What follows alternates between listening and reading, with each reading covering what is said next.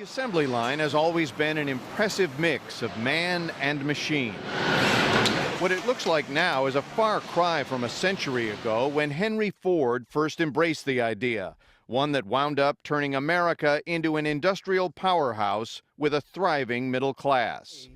Bill Ford is executive chairman of Ford Motor Company and the great-grandson of Henry. Well, he had visited the meatpacking business in Illinois, and he saw there that the people were stationary and the product was moved to them. And he thought, well, why can't I apply that same principle to the car industry? So that's really where he got the innovation for it. Until Ford's stroke of genius, his automobiles were basically custom-made trophies for the wealthy. That changed. The assembly line did two things. One is it gave mobility to the average American, and the other is the employment in the plants helped create the middle class.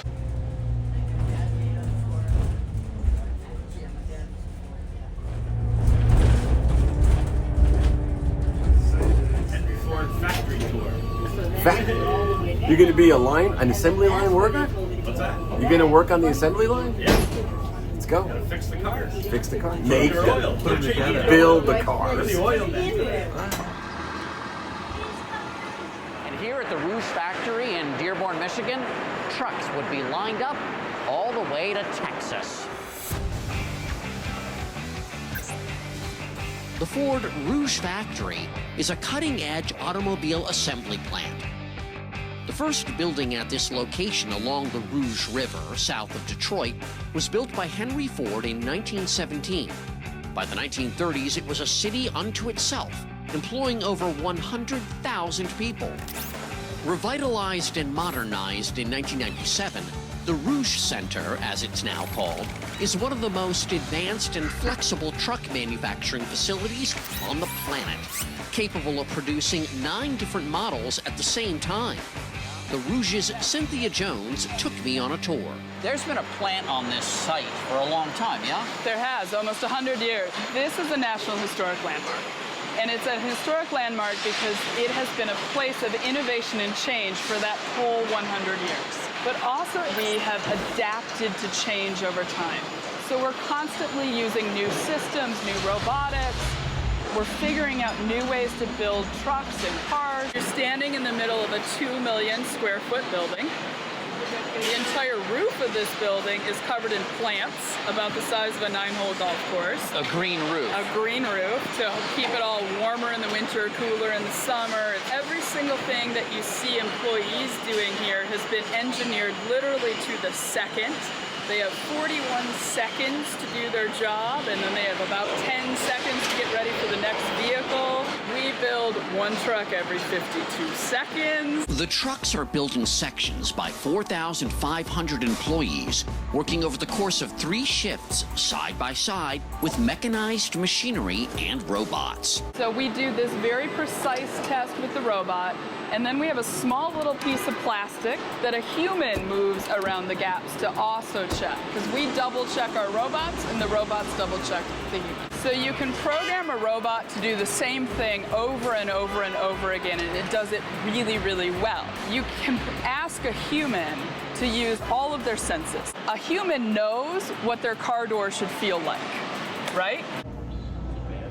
Good morning from the Ford Museum, Dearborn, Michigan, and we have examples of cars. Oh yeah, over the years. The Model A is really cool. So this is the plant tour, assembly plant tour, but basically you can't take any photos except of these cars and from the observation deck, so big deal. But the tour was interesting. The manufacturing area is huge, but you didn't see the powertrain or engine going in, just the body, the doors, those parts, things like that. The Ford Museum. It's not in Detroit, it's in Dearborn. Let's check it out. Okay, now it's the museum. It's raining, so we're not going to do the village. Let's check out the cars.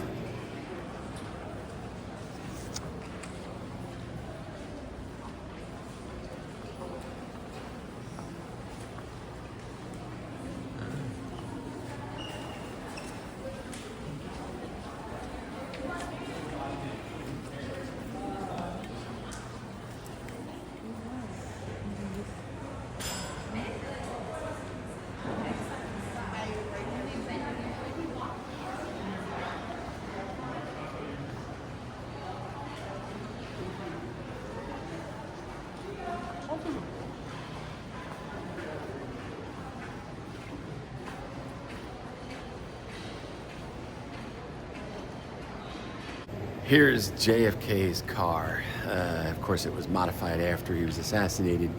That's an armor-plated roof now. It's no longer convertible, but this is actually JFK's car. The one he was riding in 1963. US 1.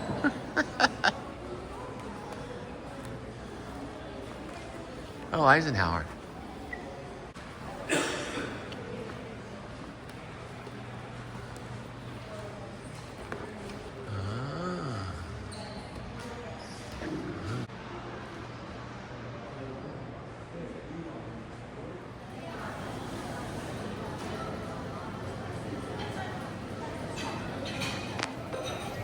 Hey, I found the McDonald's.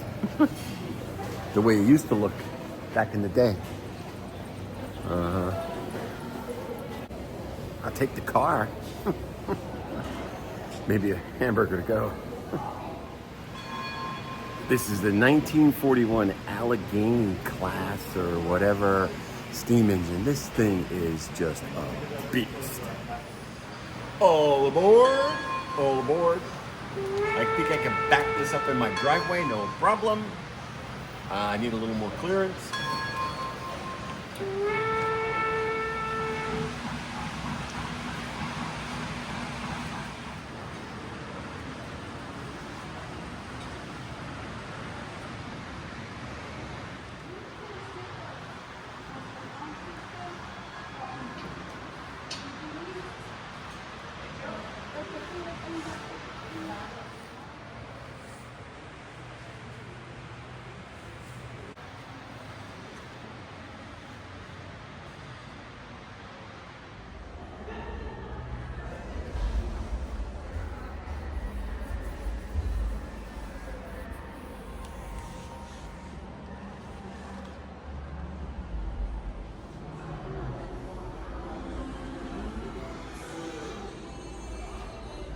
Well, we're driving America. We got Indy cars.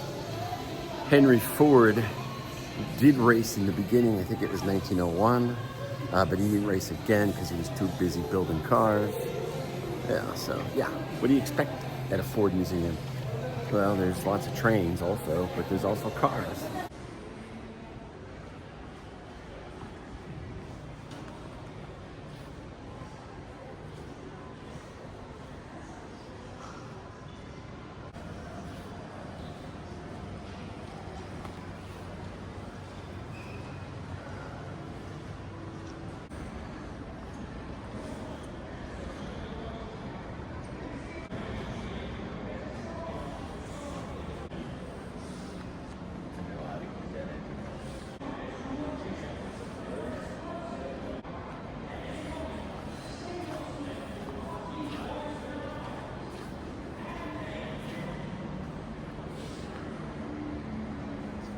It's the Oscar Mayer Wienermobile. Actually, the one that I saw maybe 10 years ago now was much bigger than this one. This one's kind of a small one, but Wienermobile. I feel like a hot dog, but happy Cinco de Mayo.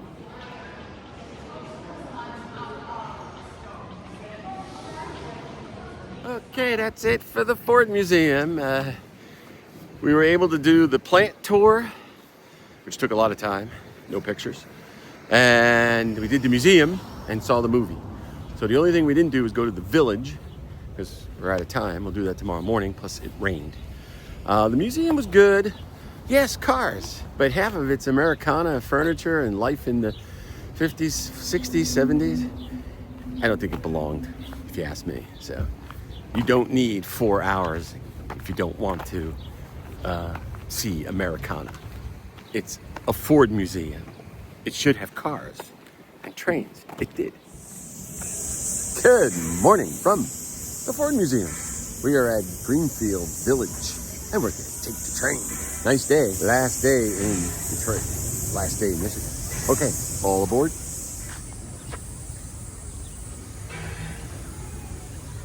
Thank you, ladies. And we're now beginning a 30-minute trip around the inside perimeter of Greenfield Village. We're going to make 2 stops along the way, one at our Susquehanna station, which is where we're heading to right now, and then we'll be stopping at Smiths Creek before we come back here to the Firestone Station. 65 enslaved individuals who worked the plantation. Now, the reddish-colored building is the Plimpton family home. It's the oldest American-made home in the village, built in 1640 in South Sudbury, Massachusetts. Rural living in colonial America.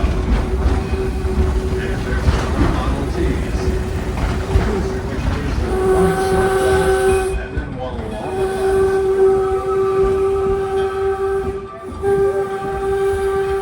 blast. Hey, where are you?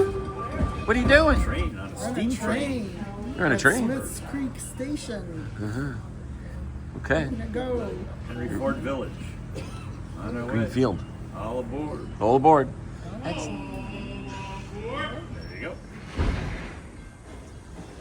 And right now we're going to stop, take on some water. Our water tower holds up to 50,000 gallons of water. And up ahead on the right you see that large farmhouse, which is the Firestone farmhouse. Built in 1828, it became the birthplace of Harvey Firestone. Harvey went on to create the Firestone Tire Cover Company.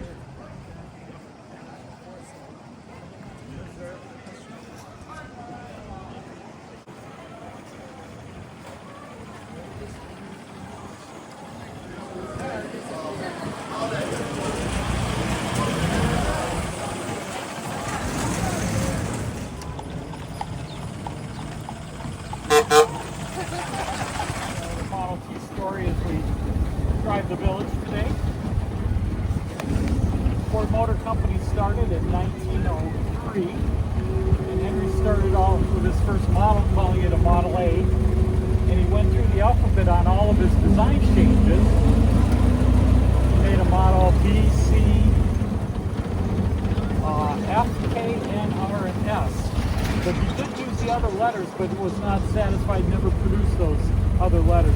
So he's up to S by 1908, working on the next design iteration. When they hired me in, this is my fourth season, they hired me in, they said, can you drive a manual transmission? I said, of course. They said, with everything you know, it's completely different. So I had they give you a manual with all the controls. Did an hour with the mechanic driving the tip, so you learn the controls and don't break anything.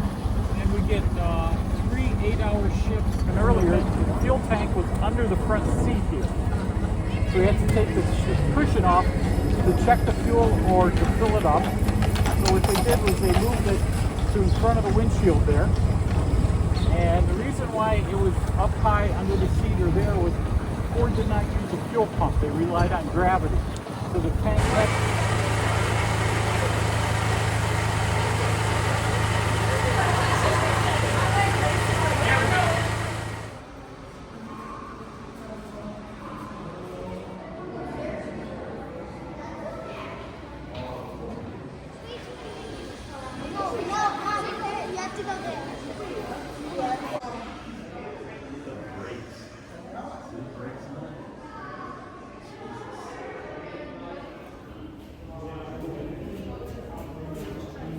I'm gonna work on the train. I'm underneath.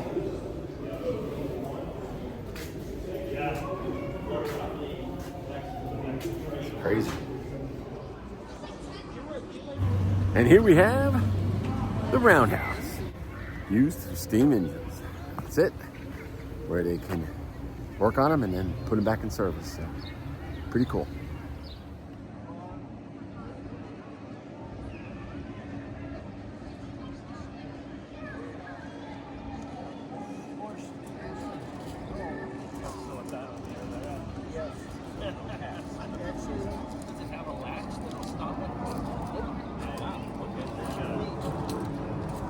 Right now, you no longer have to push. You're taking your hands off the wall. All by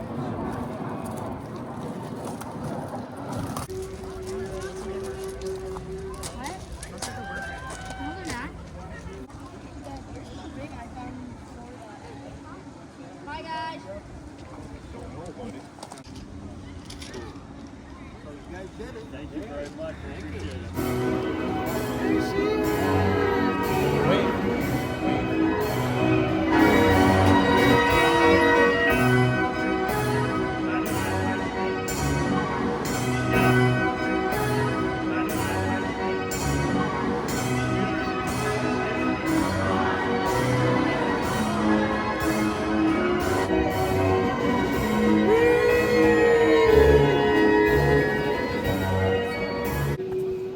Good afternoon. I'm going to ride a Model T again because that was pretty cool. Ford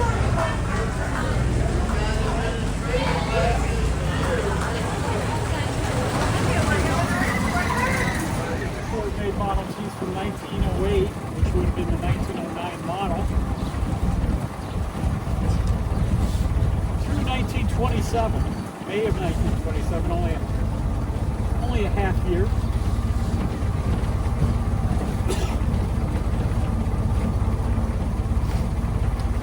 Ford made almost 15 million Model Ts. What's the lever on the column, the shifter? This is my throttle. Throttle. I don't have a gas pedal on it. Model Ts didn't have a gas pedal. They had was a throttle up here and 3 pedals on the floor, a brake pedal, a reverse pedal, and a clutch pedal. A reverse pedal. The way the clutch worked was it controlled what gear you were in.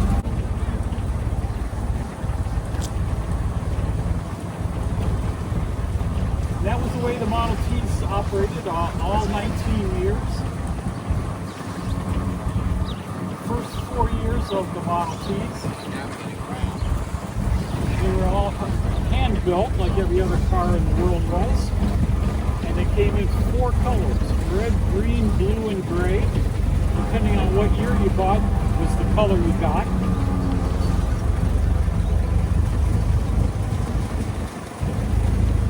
Okay, I'm riding in a 1926 Model T. How about that? There's no odometer, there's no gas pedal, there's a throttle, and there's a reverse pedal. I'm like a fifth grade teacher, and we're stoked to come here. Really? Did it have brakes? Yes. This by this point, 1897, the coaster brake. They did have coaster brakes.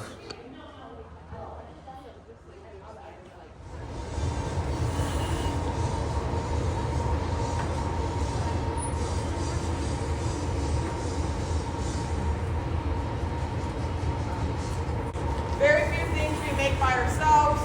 The Christmas ornaments above you are an example.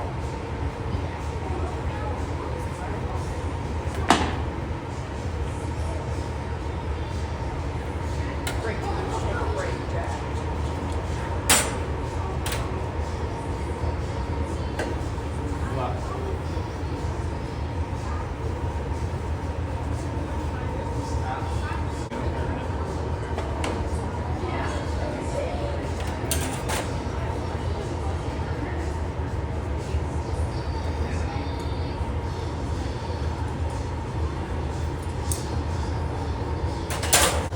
What is working in now is called the working furnace. It's 2,300 degrees. It's gets you up to the temperature where you can work the glass, anywhere between 1,600 degrees and 2,000 degrees.